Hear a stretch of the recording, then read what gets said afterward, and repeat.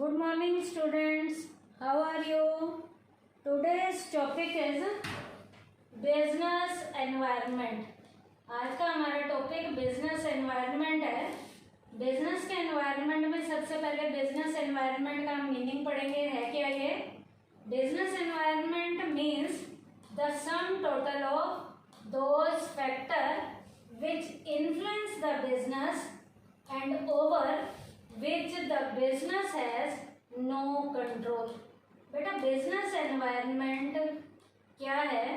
Business environment में उन सारे फैक्टर्स के सम टोटल को लिया जाता है जिसके ऊपर बिजनेस का प्रभाव आता है and over which the business has no control, और उनके ऊपर बिजनेस का किसी भी तरीके का कोई भी कंट्रोल नहीं होता। इसका मतलब बिजनेस का एनवायरनमेंट उन सारे फैक्टर्स का सम है जो बिजनेस को प्रभावित तो करते हैं लेकिन बिजनेस का उनके ऊपर किसी भी तरीके का कोई भी कंट्रोल नहीं होता।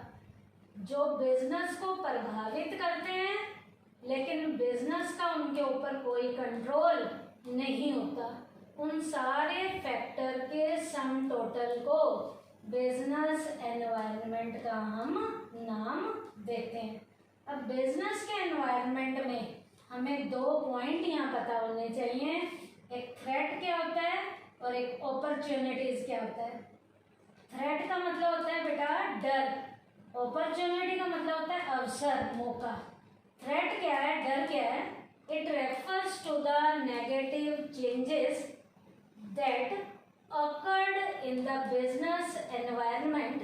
बेटा थ्रेट बिजनेस के एनवायरनमेंट पे नेगेटिव लेवल के चेंजेस होते हैं, नेगेटिव चेंजेस होते हैं and hindered the performance of an organisation, और इनसे बिजनेस की परफॉर्मेंस घटनी शुरू हो जाती है। ये बिजनेस की परफॉर्मेंस को घटाने में ये थ्रेट रोल प्ले करते हैं, क्योंकि थ्रेट नेगेटिव लेवल के चेंजेस हैं बिजनेस के एनवायरनमेंट में, इनसे ऑर्गेनाइजेशन की परफॉर्मेंस का लेवल घटना शुरू हो जाता है। उसके बाद अपॉर्चुनिटी थ्रेट के ऑपोजिट है, इसे हम कहते हैं अवसर या मौका। है क्या? It refers to the positive changes that occurred in the business environment। ये पॉजिटिव लेवल के चेंजेस हैं जो हमें बिजनेस के एनवायरनमेंट में देखने को मिलते हैं and help the organisation to improve its performance.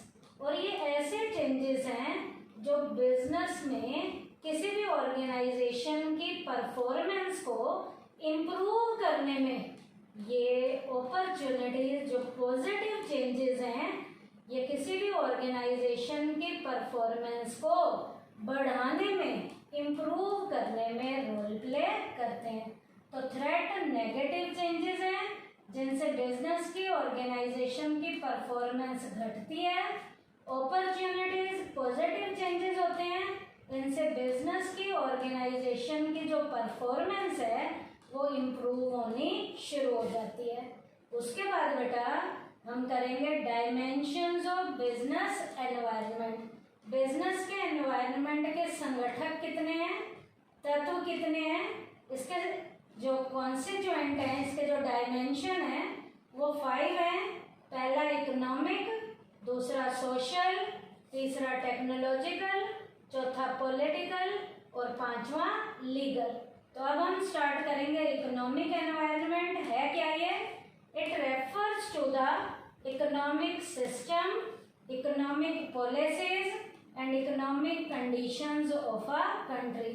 एक देश की जो भी इकोनॉमिक लेवल के सिस्टम है, इकोनॉमिक लेवल की जो पॉलिसीज हैं और इकोनॉमिक लेवल की जो कंडीशन है जो किसी भी देश की हैं वो इकोनॉमिक एनवायरनमेंट में आती हैं। तो इकोनॉमिक एनवायरनमेंट में किसी भी देश की 3 चीज़ें देखी जाती हैं, उसका इकोनॉमिक सिस्टम, उसकी इकोनॉमिक पॉलिसीज और उसकी इकोनॉमिक कंडीशंस को लिया जाता है। तो इकोनॉमिक सिस्टम, इकोनॉमिक पॉलिसी और इकोनॉमिक कंडीशन जो किसी भी देश के हैं वो इकोनॉमिक एनवायरनमेंट में आते हैं। अब इकोनॉमिक एनवायरनमेंट के मेजर एलिमेंट क्या क्या हैं? ये तीन ही थे जो इसके मीनिंग में थे, economic system, economic policies, economic condition. Economic system में सोशलिस्टिक इकोनॉमी हो सकती है, कैपिटलिस्टिक हो सकती है, मिक्स्ड हो सकती है। इकोनॉमिक पॉलिसी में इंपोर्ट एक्सपोर्ट की पॉलिसी हो सकती है, इंटरेस्ट रेट की पॉलिसी हो सकती है, टैक्सेशन पॉलिसी हो सकती है। इकोनॉमिक जो हमारी कंडीशन है उसमें नेशनल इनकम ले सकते हैं, जनरल प्राइस लेवल ले सकते हैं, कुछ भी ले सकते हैं जिसमें इकोनॉमिक कंडीशंस आएंगी। तो ये तो इसके मेजर एलिमेंट थे, क्या क्या? Economic system, economic policy, economic condition. अब बेटा इस इकोनॉमिक लेवल का जो एनवायरनमेंट है इसका बिजनेस पे इम्पैक्ट क्या आया? पहला, decrease in the bank interest rate. Bank के इंटरेस्ट रेट के गिरने के कारण significantly increase the demand of goods. बेटा बैंक के इंटरेस्ट रेट के गिरने से जो गुड्स और सर्विसेज की डिमांड है वो इंक्रीज होनी शुरू हो जाती है, एंड वाइस वर्सा। इसका मतलब बैंक का इंटरेस्ट रेट जब बढ़ जाएगा तो गुड्स और सर्विसेज की डिमांड जो है डिक्रीज होनी शुरू हो जाएगी। Second, rise in the income of the people leads to increase the demand of goods and services and vice versa. Income लोगों की बढ़ती है तो मार्केट में गुड्स और सर्विसेज की डिमांड बढ़ती है, और वाइस वर्सा का मतलब उल्टा, जब लोगों की इनकम घटनी शुरू हो जाती है तो गुड्स और सर्विसेज की डिमांड भी गिरनी शुरू हो जाती है। तीसरा, high inflation rate increase the cost of business. बेटा कीमतों के बढ़ने से बिजनेस में माल को बनाने के खर्चे ज़्यादा आते हैं, और बेटा डिफ्लेशन में बिजनेस में माल को बनाने के खर्चे क्या आते हैं? कम आते हैं। तो ये इसके तीन तो क्या थे? इम्पैक्ट थे। तीन हमने इसके एलिमेंट किए हैं, किसके? इकोनॉमिक लेवल का जो एनवायरनमेंट था। तो आज के टॉपिक में हमने क्या किया? बिजनेस एनवायरनमेंट का मीनिंग किया, बिजनेस के एनवायरनमेंट के दो टॉपिक, थ्रेट और अपॉर्चुनिटी। उसके बाद हमने डायमेंशन में 5 बताए हैं, economic environment, social environment, technological environment, political environment, legal environment. और पहला जो डायमेंशन हमने किया है इकोनॉमिक एनवायरनमेंट, इसका मीनिंग में इकोनॉमिक सिस्टम था, इकोनॉमिक पॉलिसी, इकोनॉमिक कंडीशन थी किसी भी कंट्री की।